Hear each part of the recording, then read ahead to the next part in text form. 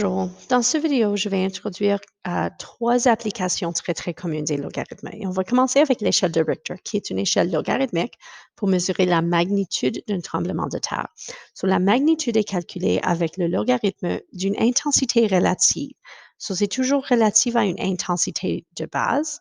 Si je veux comparer les intensités de magnitude, c'est toujours, ça dépend de la région, mais ce IO, on va considérer pour nos besoins que c'est quelque chose qui est inconnu.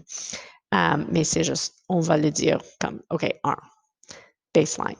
Si je veux comparer de l'intensité de deux magnitudes, je dois réarranger cette formule essentiellement pour isoler intensité. L'intensité relative d'un certain tremblement, c'est 10 à la puissance de m. Si je veux comparer les intensités, j'ai 10 à la puissance de 4,3 divisé par 10 à la puissance de 3,7, ou bien 10 à la puissance de 4,3 moins 3,7, qui est 10 à la puissance de 0,6. Ce qui donne une intensité relative d'à peu près 3,98 fois plus intense si on a une magnitude 4,3 par rapport à 3,7. Une deuxième application, c'est la mesure du son à une échelle de Richter, une échelle logarithmique. Où, encore une fois, le son mesuré en Bell, c'est le logarithme d'une intensité relative. Encore une fois, on va traiter notre IO comme étant 1. C'est pas exactement parfaitement ça, mais on va le considérer parce que tout ce qu'on va demander, c'est de comparer les sons relatifs. Et IO va être le même dans les deux cas, ça ne fait aucune différence. Mais notez ici que cette expression, cette équation est pour les Bell.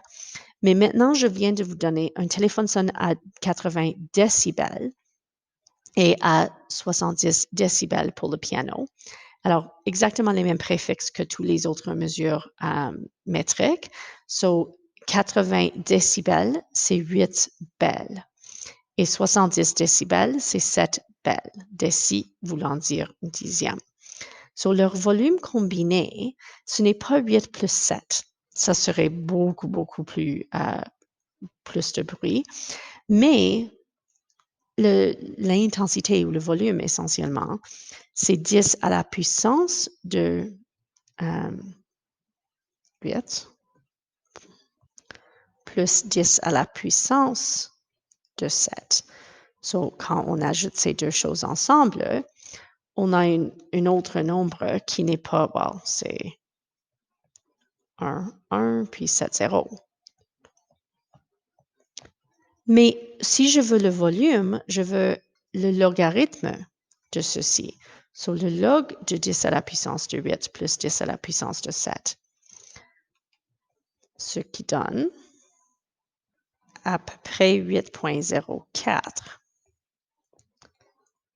ou bien 80,4 décibels parce que ce nombre était en bel.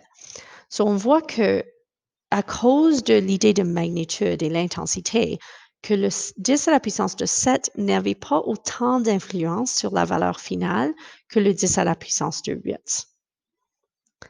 Et enfin, le pH, qui est négatif logarithme de la concentration des ions d'hydrogène. C'est plus complexe que ça, mais pour notre cours de mathématiques, on va simplifier un peu et ça, c'est tout ce qu'on va considérer. La raison que c'est négatif, c'est parce que ces concentrations sont des valeurs plus petites que 1.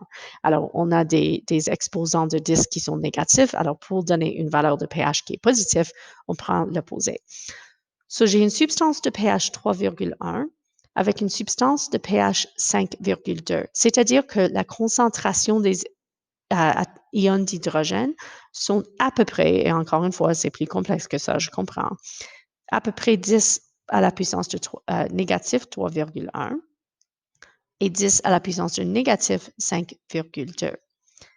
Ça, c'est la raison que le plus petit pH, c'est une c'est plus acide parce que 10 à la puissance de négatif 3,1, c'est plus grande que 10 à la puissance de négatif 5,2. Alors, si je veux comparer, je divise 10 à la puissance de négatif 3,1 divisé par 10 à la puissance de négatif 5,2, qui donne une différence relative de 10 à la puissance de 2,1. Et 10 à la puissance de 2,1, c'est à peu près 126 à 3 chiffres significatifs fois plus acide.